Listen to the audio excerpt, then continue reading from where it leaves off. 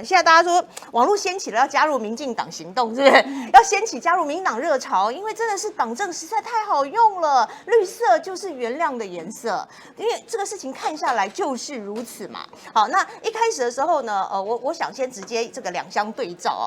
浅秋没有跟我提的时候，我还真的忘记了，真的忘了，因为丁允恭这件事情发生在今年7月14号，他驾车结果喝酒嘛，喝酒之后驾车结果撞伤了这个女骑士7月14号发生的，对，7月14号，然后多处擦伤。那这个东西呢，检察官不起诉，那不起诉当然有一些原因啦，说一来他的酒测值是0.23，并没有达到要公共危险罪移送的一个门槛，好，这第一个。那第二个呢，他当时有做一些什么走路啊、画圈圈啊这些测试。也都过关了，好，所以呢，加起来这些理由，他就是不起诉，那他只有行政裁罚，好，这个部分细部的部分，好，你服不服？你决定有没有问题？我们等一会再来讲。我要来对照的是韩国瑜是不是2019年的时候，当时他是出席一个宝宝爬行大赛，好，那个。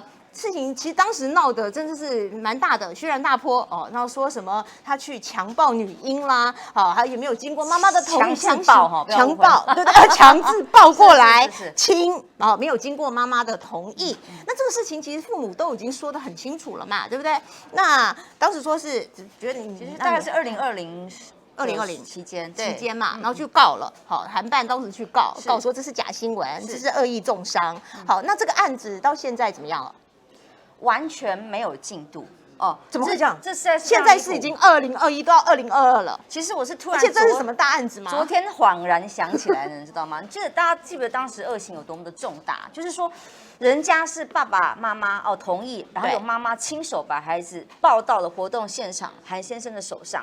结果呢，媒体还有一些侧翼的网路就把它炒作成他是硬把人家小孩抱过来，没有经过父母的同意，甚至还有个皮肤科医生，大家记得吗？有记得，还把它凸显，故意用就很恶心的皮肤，对，溃疡的什么照片，就是说如果人家把小孩随便抱过来，会造成什么严重的影响跟后果。那甚至呢，还有恶意的记者，为什么要告到他？其实我们对媒体一向还蛮尊重的，但是为什么会刻意去告到这个媒体记者？是因为他在记者会上甚至恶意的诱导，就是说，其实家长都已经站出来公开的谴责，然后否认他们孩子是自己自愿要给这个当事人给韩先生抱的，根本就是恶意，是被强制抱过去的，如何用这个问题来在记者会上问，但是所有的一切原来都是误导跟恶意然后报道所有的标题都已经去跟他们澄清了，所有的媒体都改过了，对。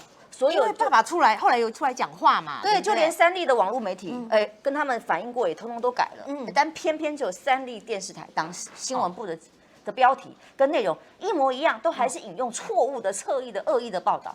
它标题都还是一样，想要硬强暴女婴，然后强制抱女婴听起来真的很不舒服。然后强制抱女婴，然后恶意的，还造成了家长的不满，孩子哭了半天，然后如何。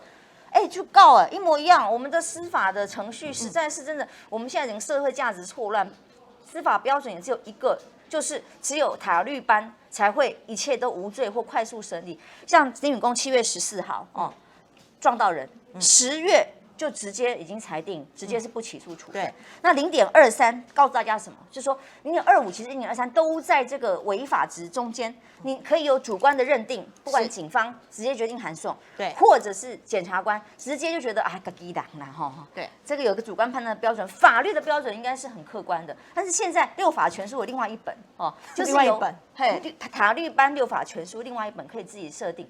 但是呢，你看看我们的案子。这个很罪证明确的因为重点是在于说，人家其他台就算已经家长都出来澄清了，都愿意更改跟修正，只有他们还是恶意的在攻击，所以你们就告，包括侧翼包括那些什么本专这个只是堵拦，对那个几个媒体一样抓不到，然后到现在隔了1年，已经快要满1年了。只开过1次庭然后就不了了之到现在。其实对照一下，真的大家只要不是民进党的所以这个案子目前没有动静啊，没有，完全没有。其实那个只要不是民进党权贵都是这样。其实真的连普悠玛已经3年了，我那天听到我都觉得不可思议。普悠玛的事故造成了人的伤亡去法院里面告，居然3年了还在第1审的地方法院。你可以相信吗？人家速审速决，哎呦，几个月就还你清白哦。上次另外一个丁丁啊，也一下子就被说没有问题，对哦。那可是只要是这个民进党的相关的人，法律的适用标准不但是速审速决，而且一定几乎都是往他们身上无罪哦这个角度来发展。这个标准实在是太夸张了。我们其他的人的案子，在弱势的普悠玛的受害者、罹难的事故的受害者，或者是我们韩国瑜当时在选举期间被多少抹黑跟恶意的攻击哦，这些所有的攻击都已经摆明事实在面前的，哎，全部都拖着不管，就可以，哎，可能这样才不能升官发财，就要。速审速决的都要是民进党的人的案子无罪，目前是其他人要加重，但是判不下去，因为法律其实没有这个条文，然后判不下去就卡怎么办？我要帮他们想什么罪名才能够罗织入罪？这个小老百姓两套双标的2本六法全书的标准。太可怕了，对，而且在聊天室里面，我一开始就问说大家气不气，觉得扯不扯？看到这2个人哦，就大家全部都加1哦，大家就是你要气在心里。你看有多少人曾经是被社会法送办？对，我跟你讲，你刚刚讲到双标，所以昨天在第一时间，台北市长柯文哲就说。相信民进党绝对不是双标党，这一定是假新闻。我觉得他已经高级酸了，对哦。这双标在哪里哦？因为确实嘛，一位桃园市民，他的酒测值是0.24，他也没有过门槛，可是为什么他就被因公共危险罪移送？因为呢，法官就回推他的酒测值，说他骑车的时候是0.31。好，所以呢，就判他还是要风吹散了，对他不是对，所以你说这个是不是双标？如你今天真的就是要塔绿班的标签一贴啊，你要是绿潮权贵，你才有这个资格。如果是一般素人一样啊，你怎么会没事？是塔绿班才没事啊。这个太可怕了啦，已经是比当初的集权还要集权的啦。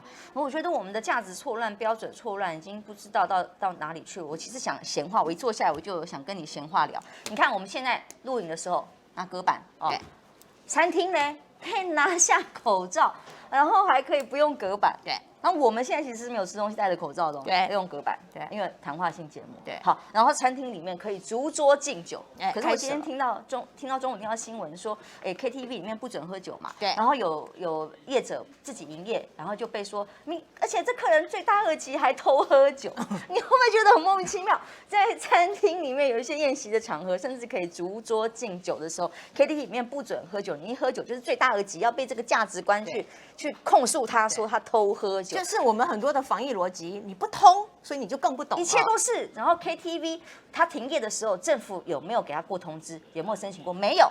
大家其实民众台湾才太厉害，我们所有的业者跟民众都是主动配合，自动关上的门。欧美是要强制的，好不好？要规范嘛。我们台湾几乎就是自动的配合。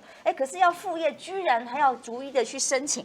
哦，业者说不合理啊！我关门的时候你有给我逐一通知嘛？那为什么我副业要逐一再去申请？这标准都是没有一个是一样的，所以你觉得大大小小的事，从生活到政治都是双标？哪边合体不可以？必须要戴口罩？山上空旷地方可以戴口罩？那只是因为他们在山上碰到了一个民进党的权贵大佬张景森先生，就有这个标准。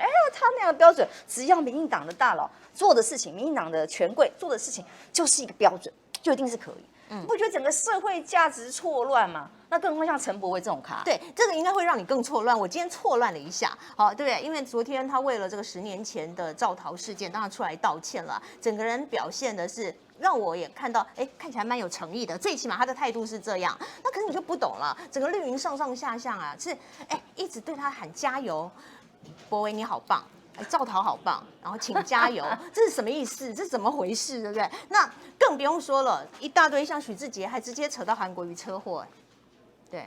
真的是我第一时间看到的时候，我还看到苹果推播哦，我就觉得那个火都上来，我觉得真的是这些人真的是，网络节目可以骂，真的很贱你已经骂了，对，超贱，因为这是完全2种不同的情况。对，交通事故在路上当然难免会有，发生了之后你要怎么去处置？你至少是留下来负责任的处理，而且在他的韩先的个案里头，是双方有一方也是无照。而且有各自的过失，这个由警方来认定。对，只要负责的处理完。他人没跑吧？他没跑，他没有逃逸吧？对不对？他有处理吧？对不对？那这个是死啦啊！是出了事情，我当时年轻不懂事，那听不懂是什么都可以啊。哎，你28嘞，你还多26，出事的时候26，出事26嘛，不是28哦，然后就跑了耶，就不是跟什么不理一样吗？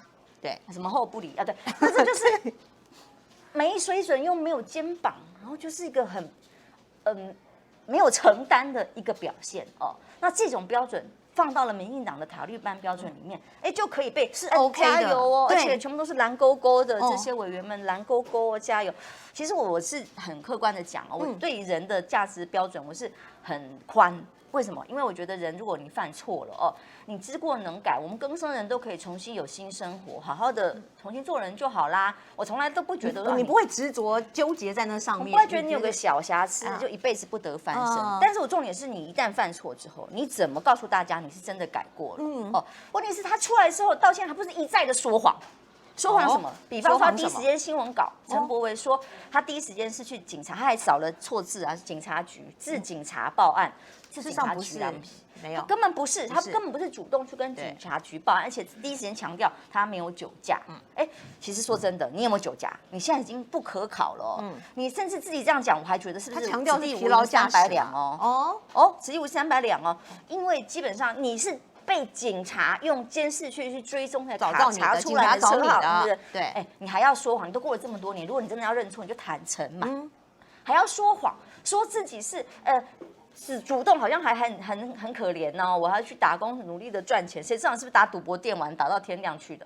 哦，如何？你不是喝酒喝到天亮？不知道，因为没有办法查证。但是你到今天站出来要道歉的时候，新闻稿还是错的，还是说谎的，然后还在推诿责任，哦，这个是最可怕的。然后第二个说谎还说哪里？不是今天有个新案子嘛，说赌博案嘛，哦，就是从他说从小因为他爸爸是这个赌场，在赌场场主嘛，那他从小跟着一起混赌场，对，然后这个东西就扯出来，那你会凌晨6点回家，是不是在赌啊？我们看到起诉书是打电玩啦，对，起诉书里头倒不是说是不是他爸经营谁经营不知道，但起诉书很明确的是他这个陈柏惟的身份在那里打赌博电玩，虽然最后是以证人身份，是因为他是客人。他的确涉嫌赌博没有错啊，他并不是说没有赌博，我也不觉得赌博一定怎么样啊。但是就是说你不要说谎，他就说什么他是去玩快打旋风，对，他是说打电玩，结果人家判决书起诉书直接讲的是宾果星球电子游戏机，然后还讲说那个赌金哦对价会多少钱的赌金写得清清楚楚。哎，你哪被港骗哦？熊博马去看见，你可能会被查到的证据是什么？你连看都不看就出来胡说八道一通，就看出来没有悔意嘛。我并没有说其实吃喝什么赌就只差一样嘛，就这种凑满了没有？但并不是说这些不行，你总要有一些基本的价值。也许你的支持者，有些人真的支持你支持这个吗？哦，但是呢，你总要表现出你当年你认为你犯了错，你造逃总该不对了吧？不要让大家价值都错乱了。民进党的人都在帮造逃加油，所以全部人都可以造逃。而酒驾你到底有没有，都还是个问题的时候，全部的人都在帮你加油的时候，是告诉大家民进党的台湾价值就是什么价值？就是塔利班，然后都是可以造逃，可以说谎，可以骗人嘛。